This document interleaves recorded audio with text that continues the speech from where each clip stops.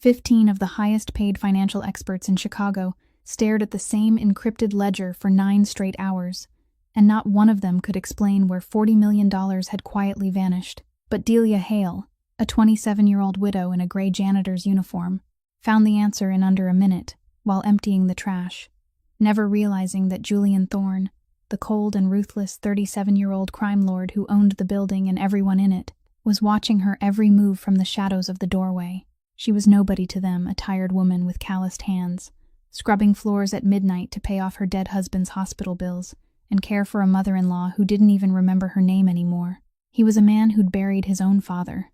outlived his brother's betrayal, and hadn't trusted a living soul in years. She didn't know who he really was, and that was exactly why she wasn't afraid to speak the truth no one else dared to. And what this dangerous, lonely king of the underworld chose to do next, instead of making her disappear like every other person who'd ever seen too much, would leave even his most loyal men speechless. If you believe everyone deserves to be seen for who they truly are, hit that like button right now. Share this story with someone who needs to hear it tonight, and subscribe to the channel so you never miss a story like this one. Now, let's get back to the woman with the mop who outsmarted a room full of geniuses. The 40th floor of Thorne Tower was drowned in the pale blue glow of computer screens at nearly 1 o'clock in the morning, when Delia Hale pushed her squeaking cleaning cart into the glass conference room that the people from earlier had just left behind, leaving in their wake cups of cold coffee, scattered papers, and the sour smell of helpless sweat. She let out a soft sigh and muttered to herself that those expensive suits must have cost a fortune,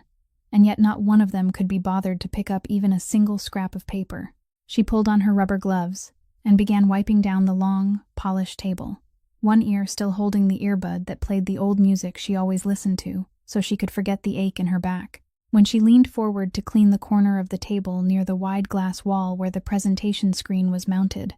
her eyes accidentally drifted over the numbers still lingering there, and her hand stopped halfway through the motion.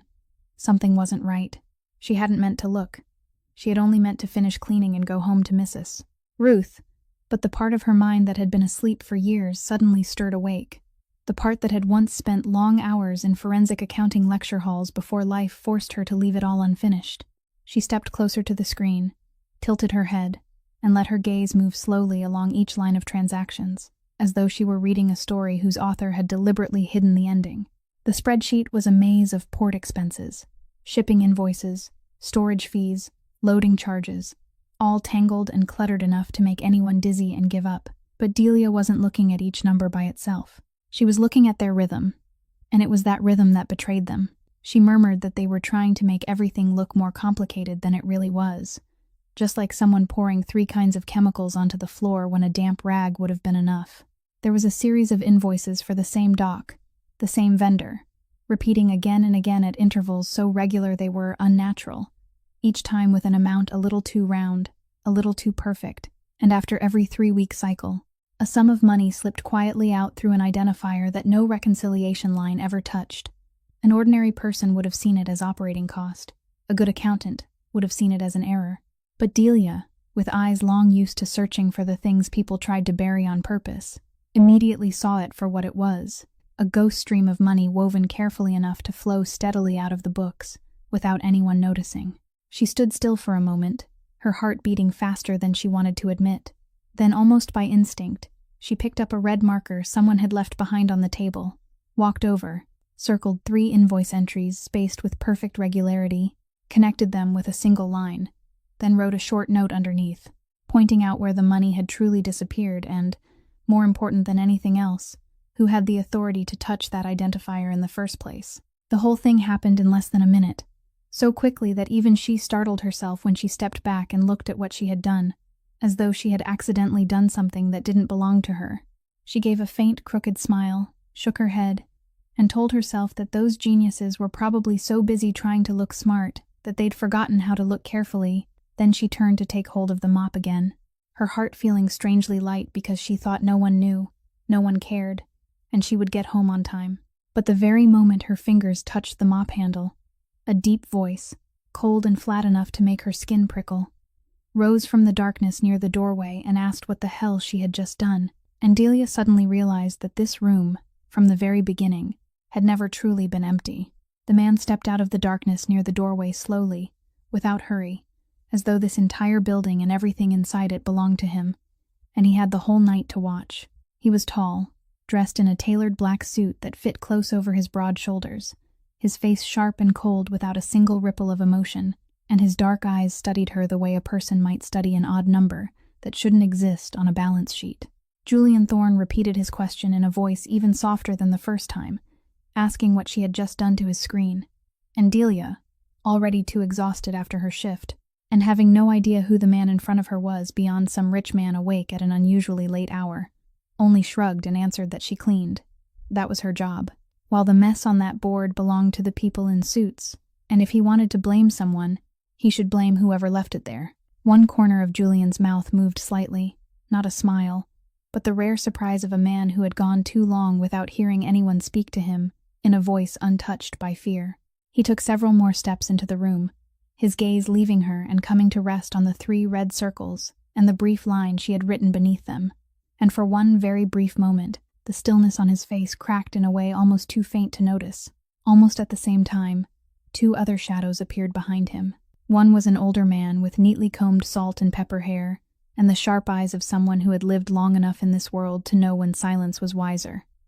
That was Sal Renzo. Beside him stood a larger man, colder, his hand already resting loosely inside his coat, where the shape of a gun bulged beneath the fabric.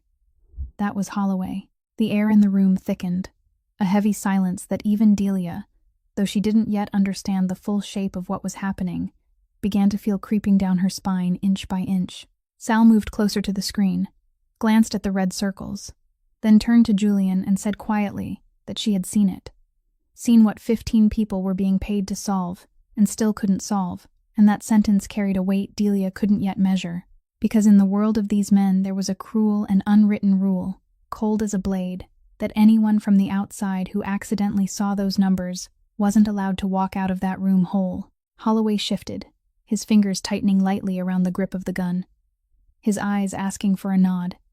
and Sal murmured that, by custom, there was only one way to handle this. Delia looked at the hand hidden inside the large man's coat, then at Sal, then straight at Julian, and though some part of her was beginning to understand that she had just stepped into a very wrong place, she still lifted her chin and asked whether they were planning to shoot someone for wiping a table too thoroughly, because if that was the case, she was afraid the whole city was about to run out of cleaners. The words fell into the deathly silence, making Sal's brows draw together slightly, while Holloway froze for a beat. No one in that room was used to a person who might be about to die still daring to joke, and Julian Thorne, who hadn't taken his eyes off her from the beginning, slowly tilted his head to one side, studying the woman in the gray uniform as though for the first time in many years he had encountered something he couldn't immediately sort into its proper drawer. A variable he didn't yet know how to handle, and it was that exceedingly rare hesitation of his that kept Holloway's gun resting quietly in its holster for a few more fateful seconds. Julian Thorne held that gaze for a long while, so long that the whole room seemed to hold its breath and wait, his dark eyes moving from the 3 red circles on the screen, back to the face of the woman standing there with a mop in her hand, and her chin still lifted in stubborn defiance. Then he did something no one in that room had expected. He raised one hand slightly, only a small gesture,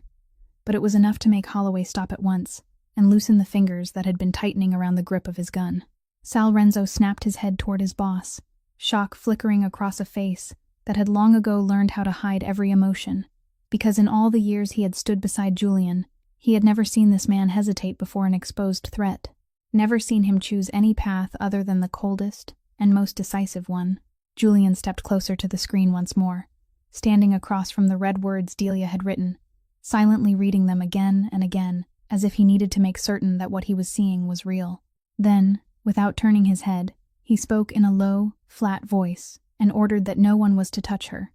that she would be taken home safely tonight, and that tomorrow morning she would return to this building, whole, breathing, and unharmed. The words fell into the room like a stone thrown onto the surface of a frozen lake. Sal opened his mouth as if to say something about rules,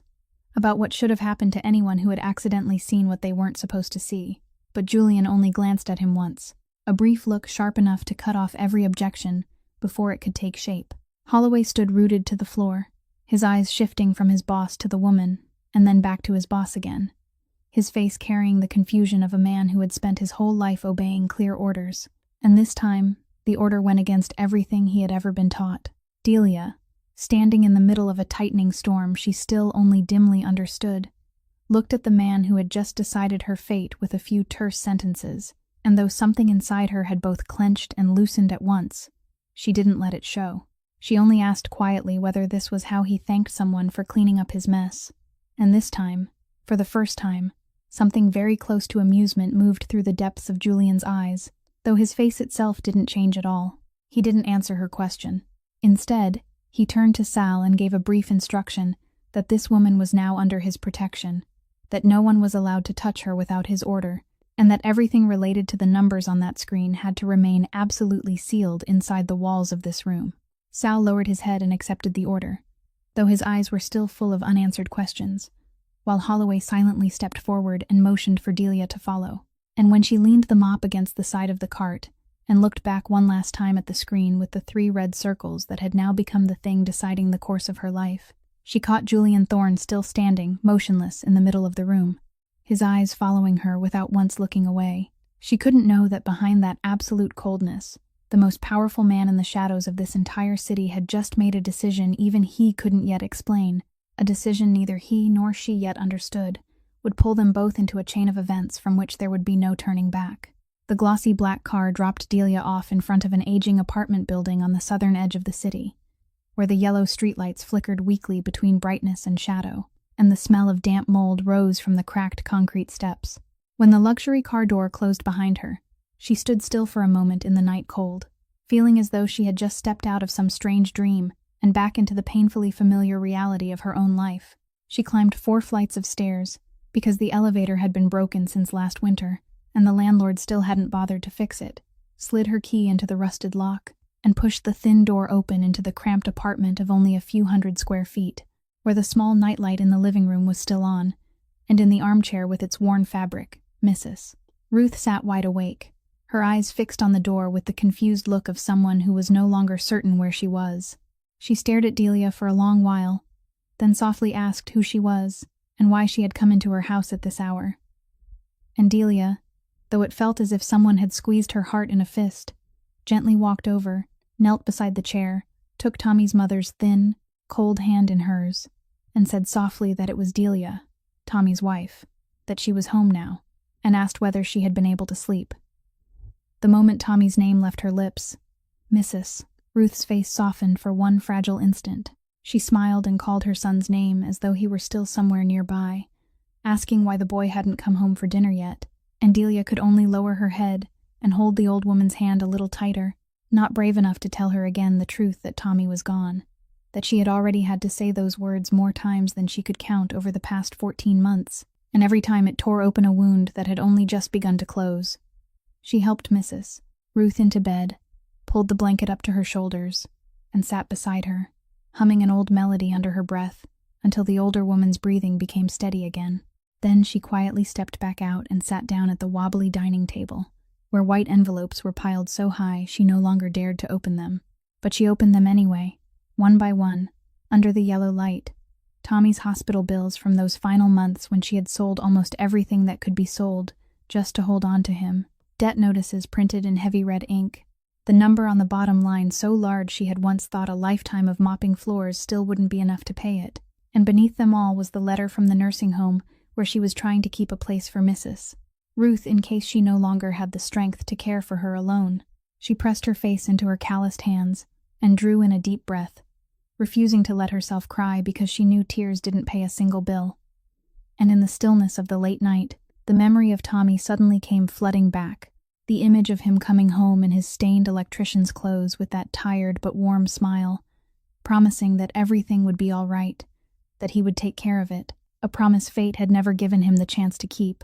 That night, Delia couldn't sleep. She lay on the stiff couch in the living room, eyes wide open as she stared at the water stain on the ceiling, her mind spinning between the 3 red circles on the screen on the 40th floor, the cold and unreadable gaze of the man named Julian Thorne, and the strange order that forced her to return to that place in the morning. And the more she thought about it, the more clearly she understood that no matter how frightened she was, no matter how darkly her instincts warned her, she still didn't have another road to choose, because behind her stood an elderly woman who needed care and a mountain of debt that never stopped growing. At exactly 7 o'clock the next morning, just as Delia had finished feeding Mrs. Ruth breakfast and sent her over to the kind neighbor who watched her every day, the familiar black car was already waiting at the foot of the apartment building, and Holloway stood beside the door with an expressionless face, waiting for her to come down without a single word of explanation, as though her being there were something so obvious it needed no discussion. This time, the car didn't take her to the office tower, but slipped through more elegant streets before stopping in front of a mansion hidden behind high walls and a black iron fence, and she was led through cold marble corridors into a spacious study where Julian Thorne was already seated behind a dark wood desk, his white shirt sleeves rolled up, a steaming cup of coffee set beside him, his dark eyes lifting to watch her step inside with the same unreadable calm he had worn the night before. He invited her to sit with a brief gesture, then went straight to the point, telling her a bare and brutal truth, that what she had seen last night was the kind of thing people were willing to kill to keep quiet, that under ordinary rules she wouldn't still be sitting here at all, and that the only reason she was still breathing was because she was useful, because in less than a minute she had done what an entire team of well-paid people couldn't manage to do. He said someone had been draining his money flow in a sophisticated way, systematically over a long period, and he needed someone who could track that person down, someone who didn't belong to this world and therefore couldn't be bought by old loyalties. And she was that person. Then he laid the price of the choice on the table in a voice so flat it made the blood run cold, saying that if she agreed to work for him and found the traitor, he would make sure her life was safe and, more important, that her elderly mother-in-law would be safe as well. He spoke each word clearly so she would understand that he knew about her husband's mother, knew about the apartment, knew about the red-stamped bills piled on her dining table, and it was the fact that he knew every detail of her small world that sent an icy chill down Delia's spine. But instead of lowering her head, instead of trembling with gratitude the way he must have been used to seeing from others, Delia sat up straight, looked directly into the dark eyes of the most powerful man in the room, and said she didn't like the way he had turned her mother's life into a chess piece on the board, that if he truly needed her mind, then he would have to treat her like a human being, not an object being forced into service. She set her own terms in return, her voice not shaking at all, saying she would do it, but she wanted Mrs. Ruth moved into the decent nursing home, where she had struggled for so long to hold a place, cared for properly no matter how this ended, and she wanted his promise that when everything was finished, she would be free to walk away without having to look over her shoulder every night. For a moment, the study sank into silence. Holloway, standing by the door, glanced toward his boss, waiting for an angry reaction to such audacity, but Julian Thorne only leaned back in his chair, his head tilting slightly to one side, his eyes studying the woman before him with a new kind of attention, as though he were reconsidering every assumption he had first made about her. Then the corner of his mouth moved faintly into something almost like a smile, and he said he accepted that it had been a very long time since someone had dared sit across from him and bargain instead of beg. And in the moment, they shook hands across that dark wood desk. Neither of them realized that the agreement they had just sealed would not only bind their fates together, but also open a door leading to truths they would both one day wish they had never dug up. As soon as the agreement was sealed, Delia was led deeper into the heart of the Thorne mansion, a world of which she had only glimpsed the outer shell, where long corridors were hung with dark oil paintings, where servants moved silently like shadows, and where every closing door carried the feeling that secrets had been buried behind it. It was in the large office in the east wing of the mansion that she first came face to face with the people who would surround her in the days ahead. The first was Margot Thorne, Julian's aunt, a woman over 60, with platinum hair swept into a perfect high bun, an expensive outfit cut with razor-sharp elegance, and cold gray eyes that swept over Delia from head to toe in a single brief look, yet long enough for Delia to feel the full weight of the contempt hidden beneath that polished courtesy. Margot didn't say anything openly rude. She only lifted one eyebrow slightly when Julian introduced Delia as the person who would help review the books, then turned to her nephew and said, in a voice light as air yet cold as steel, that she couldn't understand why something so important would be placed in the hands of someone who had been mopping floors in the hallway only yesterday, that there were doors in this house that shouldn't be open to strangers. And as she said it, her eyes never left Delia for even a second, as if she wanted Delia to understand clearly that she wasn't welcome. Julian answered his aunt with only one brief sentence, saying the decision had been made, and the finality in his voice made Margot close her mouth, though her suspicious gaze still clung to Delia like a silent warning that she would be watching every step she took. The second person who approached carried the complete opposite manner. It was Trevor Ashby, the corporation's chief accountant, a man around 44 with a warm smile, a neat suit, and thin-framed glasses that gave his face the trustworthy look of someone who had spent many years behind a desk. He reached out first and shook Delia's hand firmly, saying it was such a relief to finally have another fresh pair of eyes to help untangle this enormous mass of figures, that for months he had nearly lost sleep trying to find where things had gone wrong and couldn't, and that he was truly glad to have someone share that burden. Trevor's words were so smooth and warm that Delia almost believed them at once. He led her to the records room, kindly showed her where the files were kept, explained the filing system in careful detail, even made her a cup of coffee, and told her to ask him anything at all. And throughout that morning, he was the only person in the mansion who treated her with open friendliness, a friendliness she would later remember with a chill running down her spine. When she was finally able to sit alone before the stacks of records and the old computer set in the corner of the records room, Delia drew in a deep breath and began working, and the moment the numbers started spreading out before her eyes, her true self, the part that had lain buried for years, rose powerfully awake again. She didn't rush to find the wrong number. She began by rebuilding the entire flow of money, following each branch of spending the way one might follow veins through a body, noting the places where the rhythm of the transactions became strained, the expenses repeated with too much regularity, the numbers that were unnaturally round. And the deeper she dug, the more clearly she realized that whoever was behind this wasn't clumsy at all.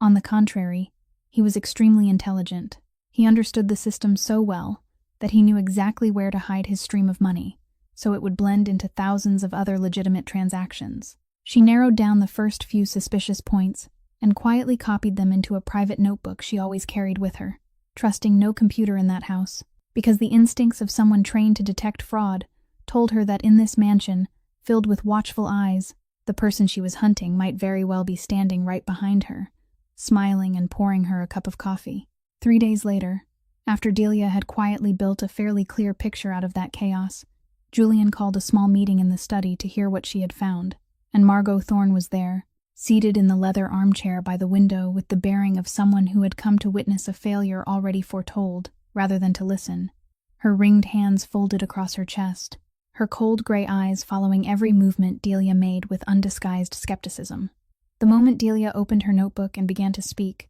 Margot cut her off in a calm but cutting voice, asking whether they truly had to sit there and listen to someone who had never worked a single day in finance,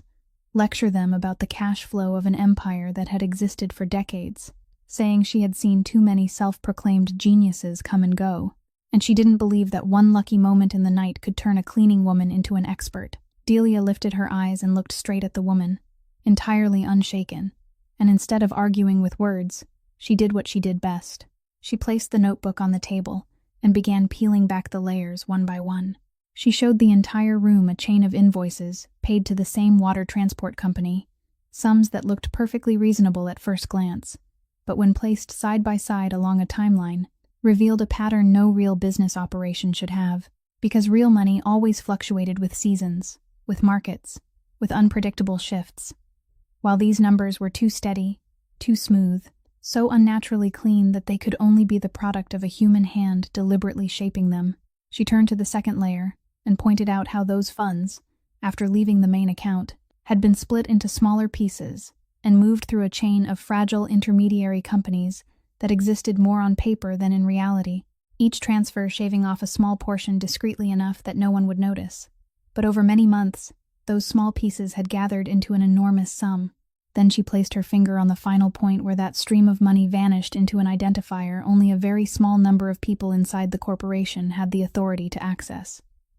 The room fell silent. Margot was no longer sitting with her arms folded. She leaned forward,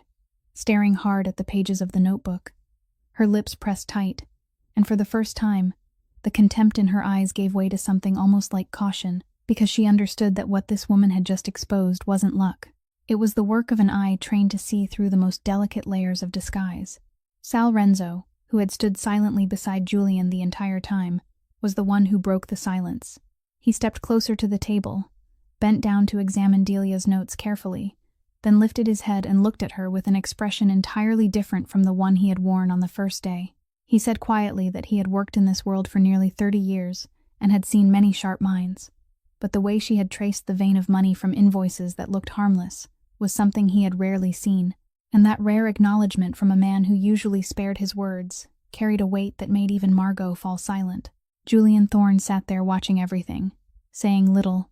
but his dark eyes followed Delia with a deeper focus than before, as if each layer of numbers she stripped away was not only exposing the traitor hidden somewhere inside his empire, but also slowly revealing a person he had underestimated from the very beginning. And when the meeting ended, as Delia gathered her notebook and walked out of the study, she didn't see Margot's gaze lingering on her back for a long while. A gaze that was no longer simple contempt, but was now mixed with the wariness of someone who had just realized that the person she had looked down on might be far more dangerous than she had ever imagined. That night, when the entire mansion had fallen into silence, and most of the servants had withdrawn to their rooms, Delia was still sitting in the records room with a stack of files, and as she passed the study on her way to find a glass of water, she caught sight of the door left slightly open, with only a single desk lamp burning inside, its yellow light falling across the figure of Julian Thorne sitting alone beside the large window, an untouched glass of liquor in his hand, his eyes fixed on the dark courtyard beyond, with an emptiness he always kept hidden in daylight behind his cold mask. She stood still at the threshold for a moment,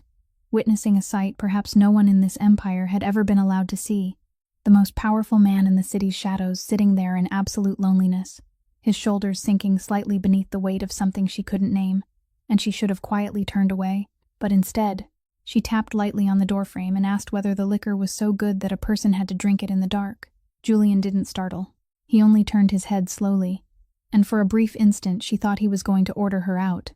but he merely looked at her and answered quietly that darkness made everything more honest, because in daylight people had to wear too many faces. Delia stepped inside without asking permission, pulled out a chair, and sat at a careful distance from him, saying she understood what it felt like to wear a face all day, because she had been smiling at the whole world ever since her world fell apart while breaking down inside. The words came out so naturally that even she was surprised, and Julian turned to look at her longer this time, his gaze no longer the look of a man assessing a variable, but the look of someone who had just realized that the person before him was carrying a wound like his own. They sat there talking in the dim yellow light, at first still trading the sharp, cold remarks that had become familiar between them. She teased that a man as rich as he was somehow still couldn't hire someone to keep him company at midnight, and he replied that money could buy many things, but it had never bought him a person who didn't lie to him. And that sentence, spoken almost like a joke, revealed a very small crack in the ice surrounding him. Delia was silent for a while, then said softly that it must be exhausting not to be able to trust anyone, to have to suspect even the shadows around him, and Julian didn't answer right away. He turned the glass of liquor slowly in his hand, his eyes drifting back toward the window, then answered in a low voice that there were prices a person had to pay for sitting where he sat, that the people he had trusted most had all taught him the same lesson, that trust was a luxury he could no longer afford. And through that deep voice, past the trace of an old pain, he immediately forced back down, saying nothing more about it, leaving only a heavy silence in the air that made Delia understand there were wounds he had buried too deeply to be touched in a single night. She didn't press him. She simply sat there with him in silence, and that wordless, unjudging silence said more than any comfort ever could, until she finally stood and said it was late and she should rest. Then she paused at the threshold, turned back to look at him one last time, and said softly that sometimes drinking with another person was less lonely than drinking alone in the dark. And after she had disappeared from sight, Julian Thorne remained seated there for a long time, the glass of liquor still untouched in his hand. But for the first time in many years, the silence around him no longer felt as suffocating as before, and he realized with a flicker of unease that he was waiting to hear that woman's footsteps return. In the days that followed, Delia sank deeper and deeper into the maze of the Thorne Corporation's records, and when she traced one of the most suspicious spending branches all the way back to its roots, she was forced to dig into old files stored from more than a year earlier, dust-covered documents that no one seemed to have bothered reopening for a very long time. And it was while she was turning through a stack of papers recording payments to subcontractors and maintenance services that her eyes accidentally passed over a name that made her whole body freeze for an instant. It was the name of a small technical services company, a name she had once heard Tommy mention somewhere during old dinners, a name tied to the days when he had taken extra after-hours work to try to make ends meet. And she sat there staring at that line of text with a vague uneasiness crawling down her spine, not understanding why a seemingly harmless name could make her heart beat faster. She told herself it was probably only a coincidence, that this city had hundreds of small technical companies with names that sounded alike, that her mind was simply exhausted and kept seeing Tommy's shadow in things that had nothing to do with him. But no matter how hard she tried to convince herself, that uneasy ripple inside her refused to settle. She followed the file code attached to that name, trying to see which project the payment belonged to and who had approved it. But strangely enough, most of the related details had either been left blank or marked with archive symbols she had never seen in any other records, as though someone had deliberately blurred its trail. And the more she tried to follow it, the more she ran into walls, dead ends, and missing pages pulled away without explanation. One part of her, the cold and rational forensic accountant, told her that this kind of deliberate absence of information was always the sign of something someone wanted hidden. But another part of her, the part of a wife whose grief had never truly quieted, trembled before the possibility that this name might touch a place she wasn't ready to touch. She closed the file, drew in a deep breath, and reminded herself that her job was to find the person currently draining the money flow, not to dig through buried records from the previous year, that she shouldn't let personal emotion pull her off the path. But even after she had put the file back on the shelf, she still secretly copied that name and the file code onto the final page of her private notebook, in a corner separated from her other investigation notes, as if some instinct was telling her that one day she would need it. That night, back at the apartment, as she sat beside Mrs. Ruth's bed while the older woman slept, she took out the notebook and stared at that line for a long time beneath the glow of the nightlight, her heart heavy with a nameless dread. And she quietly wondered whether she was imagining a connection that didn't exist, or whether there was some thin thread she hadn't yet seen, quietly linking her dead husband to the very world that had just pulled her in, and she couldn't have known that the vague instinct she felt that night was the first clue to a truth that, once fully exposed, would shatter everything she believed. Setting aside the vague uneasiness about that old name, Delia turned her full mind back to the main task. And over the following days she worked with an almost sleepless intensity, tracing every dollar that flowed out of the main account through the identifier she had marked off on that very first night, patiently loosening each knot the way someone might untangle a spool of thread. She discovered that after the money left the corporation, it didn't disappear at once, but was moved through a network of intermediary companies that had been built with great care. Each company had proper paperwork, an address, a listed representative. But when she dug deeper, she realized they were all hollow shells, with no employees, no real operations, existing only to pass money from one hand to another, before quietly dissolving after a few months and being replaced by new shells. She spent 2 straight nights reconstructing the entire chain of transfers across sheets of paper spread over the record's room table, connecting one company to the next with lines of ink, and little by little, a shape began to emerge. All the branches of money that had seemed scattered everywhere finally gathered at the same destination. An overseas account disguised under the name of an investment fund that sounded respectable, but in truth was only the final coat of paint laid over a dirty stream of money. When she traced backward to see who had both the authority and the knowledge of the system to operate such a refined machine, Delia began narrowing the list, because not everyone inside the corporation could touch that original identifier, and the more names she eliminated, the more the path led in a direction that made even her go still. The only person who had access, and who also knew every hidden corner of the accounting system well enough to conceal the money flow so perfectly, was none other than Trevor Ashby. She sat in silence for a long time before that discovery, refusing to believe it right away, because Trevor was the only person in the mansion who had treated her kindly from the first day, the one who had made her coffee, who had guided her with such care, and the reasoning mind of an investigator warned her that this very excess of kindness was the most suspicious thing of all, that the smartest culprit was always the one standing closest to the light, so no one would think he was hiding in the dark. To be certain, she quietly compared the times when money had been withdrawn with the system access logs, and each piece clicked into place in a way that chilled her blood. Every time a sum slipped out, there had always been a login from Trevor's account a few hours earlier, into the exact subsystem that held that identifier, a coincidence repeated far too many times to be coincidence at all. But what truly made her heart go cold was when she traced the final destination of the money and discovered that the overseas investment fund had discreet ties to a name even she, an outsider, had heard whispered around the mansion. The Vance family, the rival house Julian was preparing to enter into tense negotiations with. Delia understood at once the terrible meaning of what she had just found. Trevor wasn't simply a greedy man systematically siphoning off a fortune from his boss. He was betraying an entire empire, siphoning off money while also feeding vital information to Julian's most dangerous enemy. And if the coming negotiations took place while the Vance family already held every card because of this mole, the consequence wouldn't only be lost money, it would be a bloodbath. She closed the notebook, her hands trembling slightly, knowing she had just touched something far more dangerous than anything she had imagined when she signed that agreement, and knowing that the moment she spoke Trevor Ashby's name aloud, there would be no road back for anyone. That night, unable to sleep after having reached the name Trevor Ashby, Delia pulled out her notebook again, and her eyes accidentally came to rest on the corner of the final page, where she had copied the name of the small technical services company, along with the suspicious file code from the days before,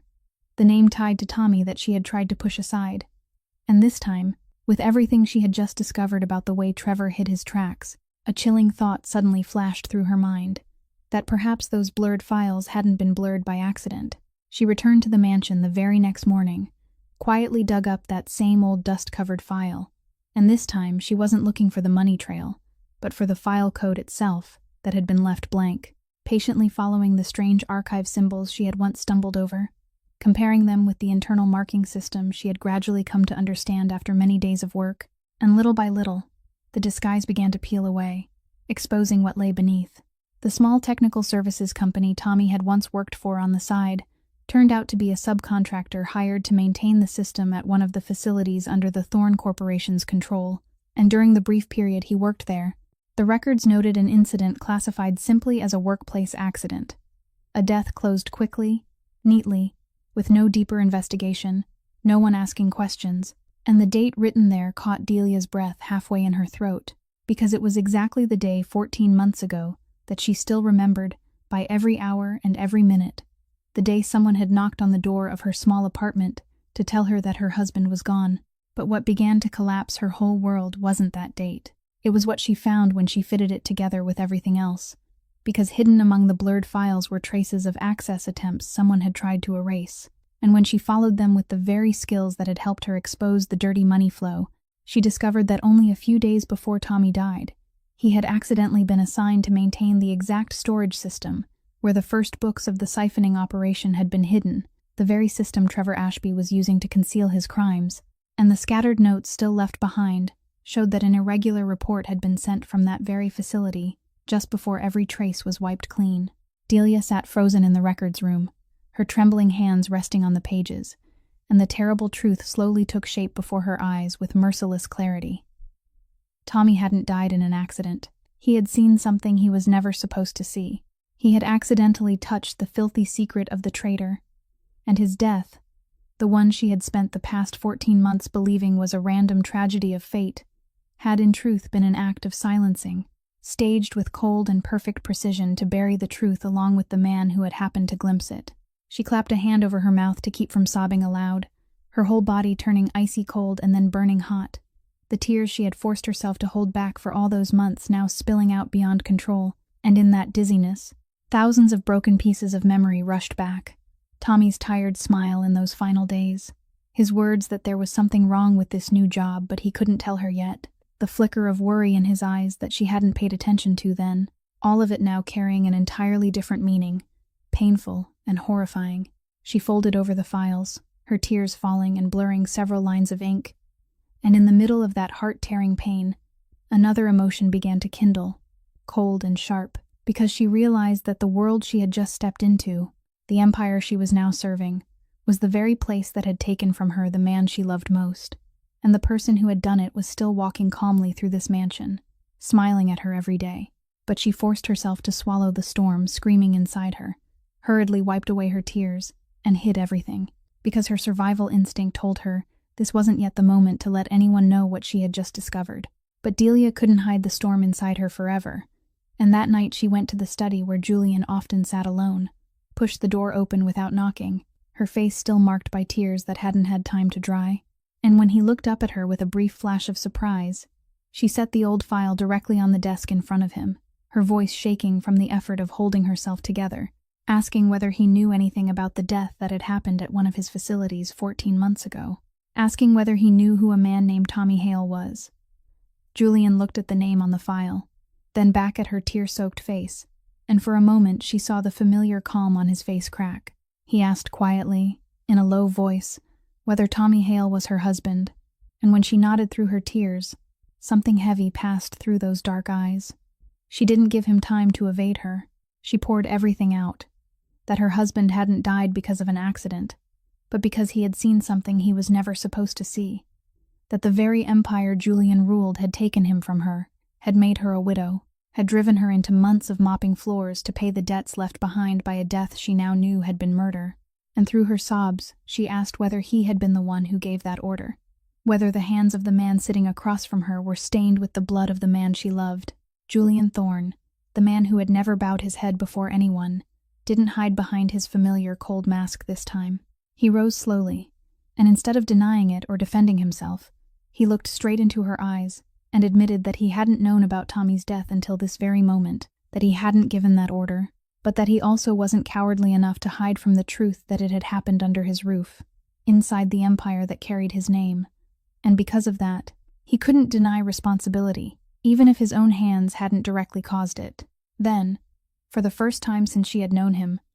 Julian let the ice around him begin to melt. He sat down and told her in a rough, low voice about the world that had made him who he was, about his father being assassinated right in front of him when he was still too young to bear it, about being forced to take on an entire blood-stained empire before he had even had time to become a grown man, about the younger brother he had loved and trusted most, betraying him in a bid for power, and then dying inside the very scheme he had created, and about how after all those losses, he had taught himself that the only way to survive was never to trust anyone, never to let anyone come close enough. He said he had done things that made it impossible for him to call himself a good man, that his hands were stained with blood in many ways, and that he wouldn't insult her pain by pretending he was innocent. But he swore that Tommy's death hadn't been his order, and that the person truly behind it was also the person betraying him now. Delia stood there, tears still falling, torn between her fury at the entire world that had killed her husband and the painful truth that the man in front of her, the one she should have hated, was being more nakedly honest with her than anyone had ever been. And she realized that her grief and his loneliness, though different, had both been born from the same darkness. She didn't forgive him that night. She couldn't, but she didn't turn her back and leave either. She only sank into the chair across from him, and the two of them sat in silence in the dark room, two wounds bleeding side by side in the dim yellow light, and in that moment of deepest hurt, a quiet and painful understanding came into being between them, something no words could name. But the darkness they had just revealed to each other gave them no quiet space in which to heal, because Trevor Ashby, with the keen instinct of a man who had survived for years through cunning, had already begun to sense that something was closing in around him. He noticed that the woman who had once cleaned floors was now spending too much time in the records room, digging through files no one was supposed to look at anymore, and he realized that the way she looked at him had changed. It no longer held the naive trust of those first days, but instead carried a carefully hidden wariness. He didn't wait to be driven into a corner. He immediately activated the plan he had been quietly preparing for a long time, secretly contacting the Vance family to warn them that his cover was about to be exposed, and that the time had come to strike the decisive blow. Together, they built a perfect trap aimed straight at the coming ceasefire negotiation between the two families, the meeting Julian believed would help prevent a bloody war, but which had in truth been turned into a carefully laid ambush, where Desmond Vance would walk in with every card in his hand, and Julian would walk in without knowing that every move of his had already been sold out in advance. But Trevor understood that the most dangerous link now wasn't Julian. It was Delia herself, the only person who had traced the truth and could destroy the entire plan with only a few words. And so he decided to strike first, aiming at the one weakness he knew she couldn't withstand. That afternoon, when Delia returned to the apartment after a long day, she stepped inside and instantly felt that something terrible had happened. The kind neighbor's door was wide open.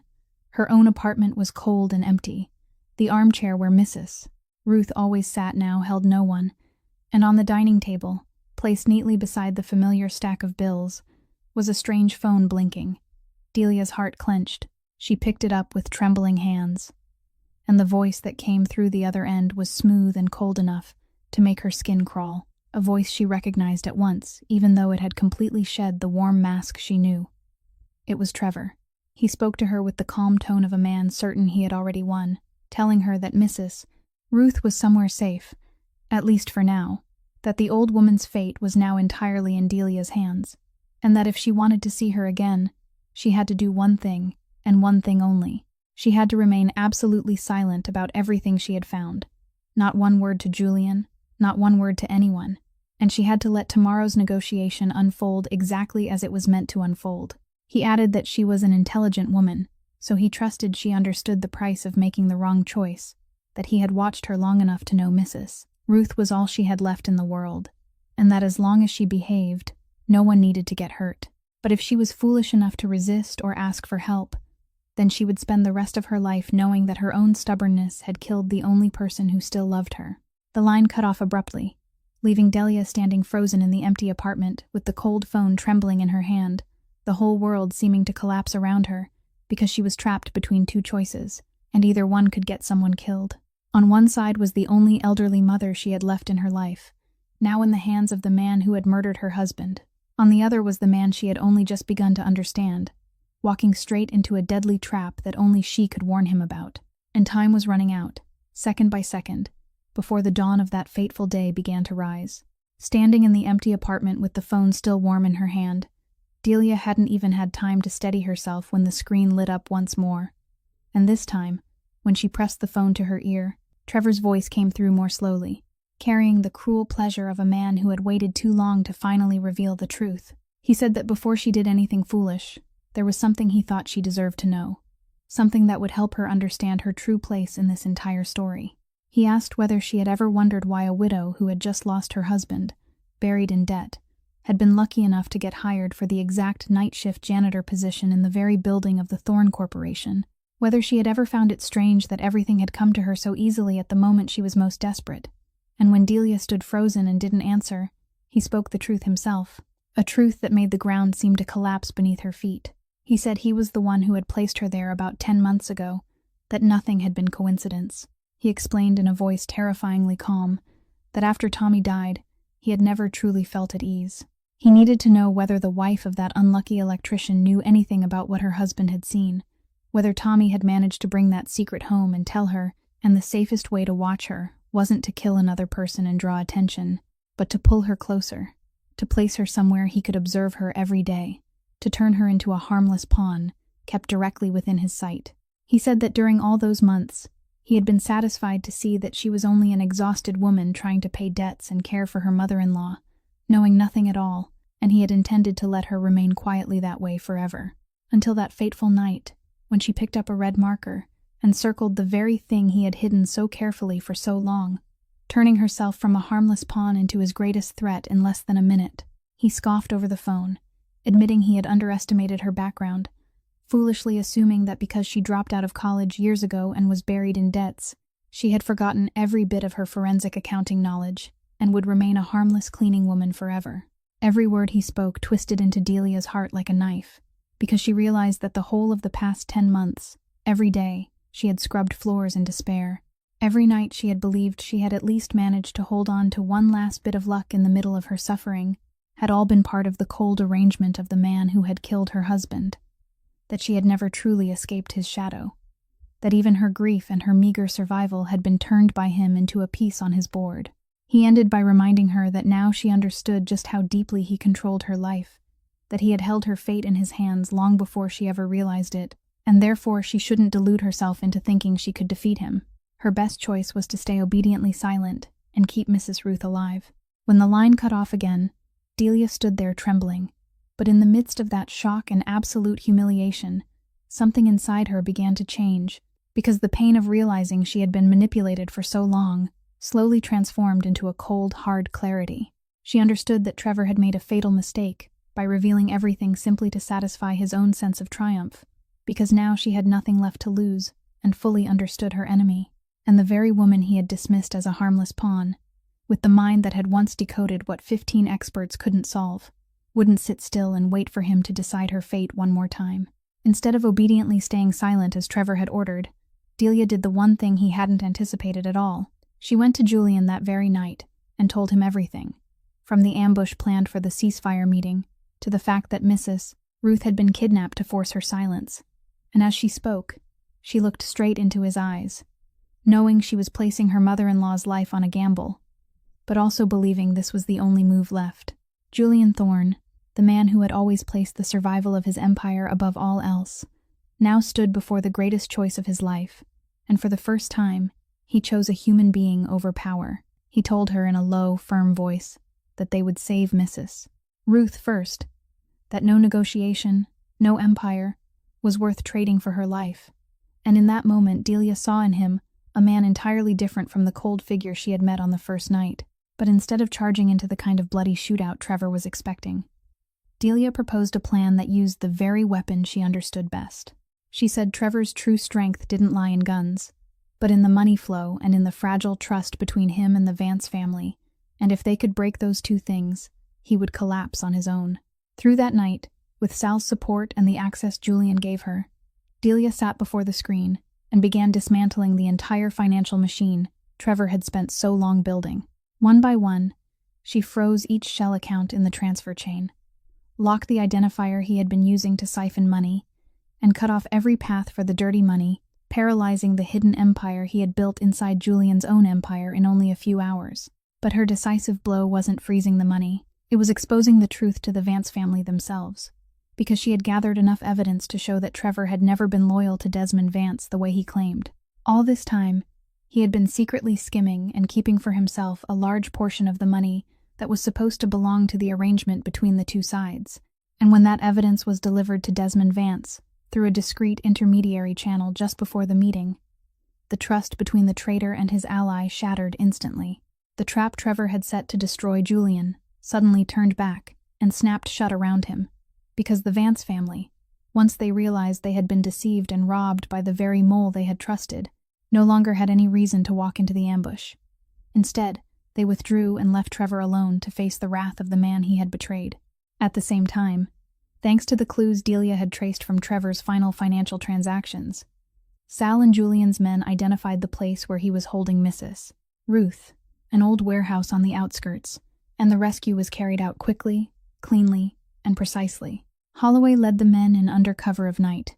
disabling Trevor's people before they had time to react, and when the warehouse door flew open, Delia rushed inside and wrapped her arms around her terrified but unharmed mother-in-law, tears streaming down her face. Trevor Ashby, when he realized that every one of his moves had fallen apart, his money frozen, his allies turned away, his hostage freed, tried to run in desperation, but there was no escaping the reach of the man he had betrayed, and Julian Thorne faced him in person, not with loud rage, but with the terrifying coldness of a man who had waited too long to demand justice. What happened to Trevor after that took place in darkness, decisive and merciless, closing the fate of the man who had caused so much suffering, returning the truth to Tommy's wrongful death, and ending the threat that had hung over everyone Delia loved. When the storm had finally passed and the dust had settled, a strange quietness settled over the Thorne mansion and over the lives of those who had just walked through it. Mrs. Ruth was brought back safely and later moved into the decent nursing home Delia had always hoped for, a place where she was cared for with kindness amid peaceful surroundings. And though her memory still slipped away like sand through her fingers, at least the days she had left were wrapped in gentleness instead of fear. For Delia, learning the truth about Tommy's death didn't erase the pain, but it closed a wound that had been bleeding quietly for the past 14 months, because now she no longer had to live with the tormenting question of a meaningless accident. She knew her husband had died because he was an honest man who had happened to see something wrong, and the person who had caused that death had finally paid the price, and that truth, bitter as it was, gave back to her and to Tommy a kind of justice she had once believed would never come. Julian Thorne, after everything that had happened, was the one who changed the most, because being forced to choose between an empire and a human life had made him look back at the entire world he had inherited from blood and darkness, and he began doing the one thing he had never dared imagine before. Step by step, he started dismantling the dirtiest pieces of the family's business, slowly moving money and power into legitimate fields, closing the dark doors his father and generations before him had opened. Not in one night, and not without risk, but with a determination Sal, the man who had stood beside him for so many years, had never seen in him before. But perhaps the deepest lesson the two of them learned wasn't found in deals or accounts, but in a simple truth this world so often forgets, that a person's worth is never measured by the uniform they wear or the work they do to survive, because the very woman an entire mansion had once looked at with contempt, the woman people assumed was invisible as she quietly scrubbed floors at night, was the only one who saw what the most highly paid minds had failed to see, the one who saved an entire empire and exposed the man no one had suspected for years. Julian admitted to her that all his life, he had been used to judging people by their power and their usefulness, and it wasn't until he met her that he understood that the people society considered the lowest often carried within them a dignity and intelligence those sitting above them would never possess, and that he had almost missed that extraordinary person simply because she wore a gray uniform. Margot Thorne, who had once looked at Delia with suspicion and disdain, now treated her with quiet respect. And though she wasn't the kind of woman who offered apologies easily, the way she nodded in greeting whenever she saw Delia said everything. As for Delia, she was no longer the exhausted woman who had bowed her head and mopped floors in despair through the old months of suffering. She had found again the person she had once lost, when life forced her to set her dream aside. And standing amid the ashes of tragedy, she began to see a new road opening before her, a road she wouldn't have to walk alone. About 1 year after that fateful night had brought all the darkness to an end, a clear autumn morning laid a gentle sunlight over the city of Chicago, and inside a bright building in the heart of the city, a new sign had just been hung, bearing the words The Hale Foundation, an organization Delia had founded with Julian's support, a place where she poured all her heart into teaching forensic accounting and financial skills to women who had once been crushed by life, the way she had been. Single mothers, widows carrying debts, people society was used to glancing past without ever seeing the hidden potential inside them. Delia stood before a small classroom filled with the faces of women of all ages, telling them that talent and dignity existed everywhere, even in the darkest places, that the only thing many of them had ever lacked was never intelligence, but simply the chance to be seen by someone for who they truly were. And as she spoke those words, her eyes shone with a light she had once believed, many months before, had gone out forever. Mrs. Ruth was still being cared for safely and warmly in the nursing home, and though most of the time she could no longer remember things clearly, there were still afternoons when she held Delia's hand, smiled, and called her daughter, small moments Delia treasured like precious jewels. As for Julian Thorne, the man who had once spent years sitting alone in the dark drinking by himself, he was no longer alone. He had nearly completed the difficult road of turning the blood-stained empire he had inherited into decent legal businesses, and more important than anything, he had learned how to trust and love another human being. Learned that true strength didn't lie in the fear he could spread, but in the gentleness he dared to offer. One afternoon, when Julian stopped by the foundation to pick Delia up,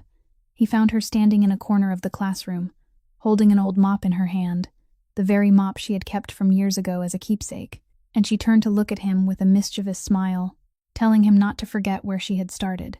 because who knew, maybe one day he would need someone who knew how to wipe a table very thoroughly to help him solve a mess of tangled numbers again. And Julian, the man who had once been able to freeze an entire room with a single look, laughed out loud, a warm and free sound that even he hadn't expected he could still possess. Then he stepped toward her and said softly that he would never forget, because it was the woman holding that mop who had cleaned away an entire life of his that he had believed could no longer be saved. The story of Delia and Julian reminds us of one simple but profound truth,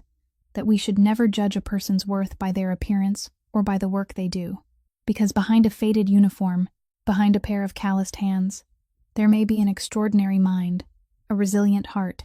and a dignity that no power or money can ever buy, and that kindness and respect for the quiet people around us can sometimes carry the power to heal and change even the destinies that seemed already closed. If this story has touched your heart, please subscribe to our channel, hit like, and share this video so we can spread meaningful stories together, and so you won't miss the wonderful videos sent to you every day. We would truly love to hear the feelings from deep within your heart. How did this story make you feel? And what did it make you think of in your own real life? Have you ever met a quiet person whose true worth had been forgotten? Please leave a comment sharing your story and your thoughts so we can listen to one another and understand one another more deeply. Thank you for taking the time to listen to today's story all the way through, and may everyone watching this video always have abundant health, a joyful life, peace, and serenity every day. Goodbye, and we'll see you again in the next stories.